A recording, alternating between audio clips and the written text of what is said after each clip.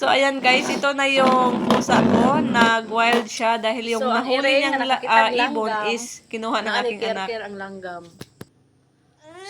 Igib na ni Titi? De? Uy! Give Titi ang bird. Tawaon na siya bird, oh. Aras Tete. Na... Ah!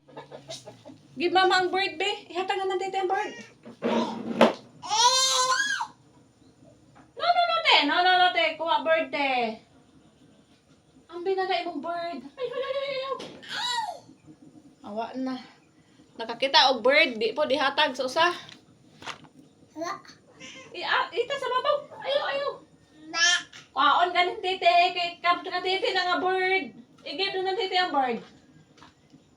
I-give na ng tete. So, ayan yung pusa. Naghanap ng paraan upang agawin niya yung kaniyang ibon na nahuli. Pero yung anak ko na 1 year old, ayaw ibigay. Talagang first time niya makahawak ng ibon. Kaya ayan yung pusa na ko na lang siya nilaro para ayaw niyang magalit.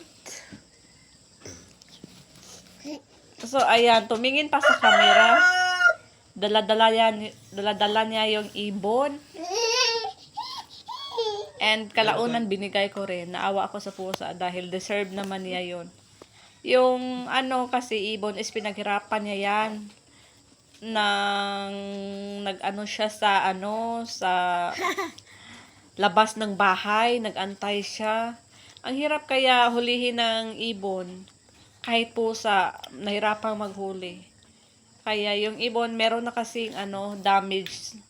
Kaya binigay ko na sa kanya. Kalaunan mamatay naman din yan. So hindi ko na siya inano pa. Binigay ko na lang para deserve naman sa pusa na kainin yung ibon na yan. Dahil minsan lang naman siya makahuli. Once in a year. Kaya, ayan, pinaglaruan muna niya. So, after pala niya naglaro sa kanyang nahuling ibon, is kinain rin niya yan. And then, next naman is nagbuko ako. Dahil summer na, super init na. Dahil summer na, maggawa tayo ng buko juice.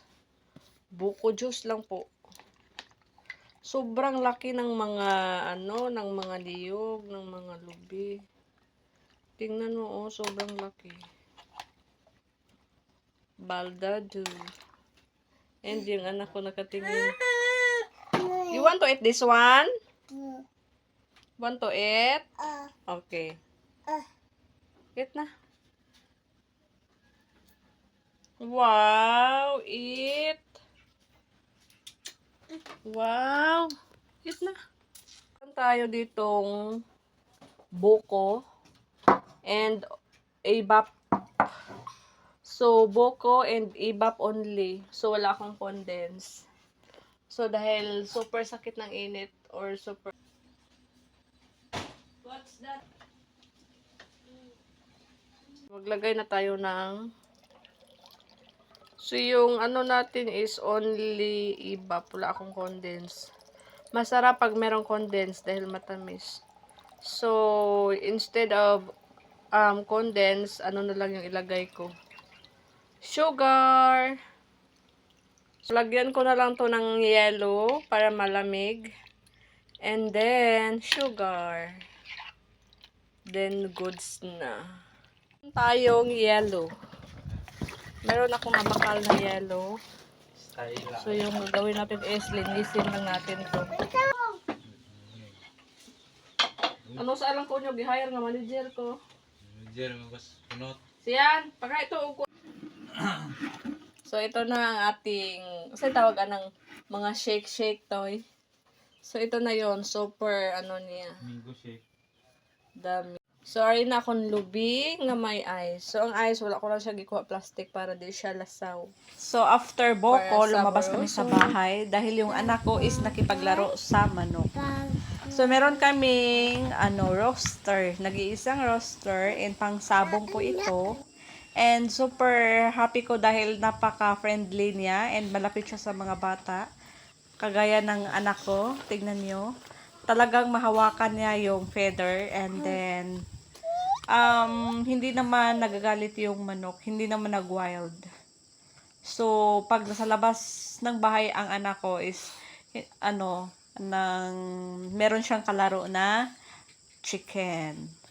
So, yung nangyari is, yung mata ng manok is, ayan, tinusok niya. Dahil yung manok, napakatahimik lang naman, kaya bulag na yung manok kalaunan. Binulag ng anak ko.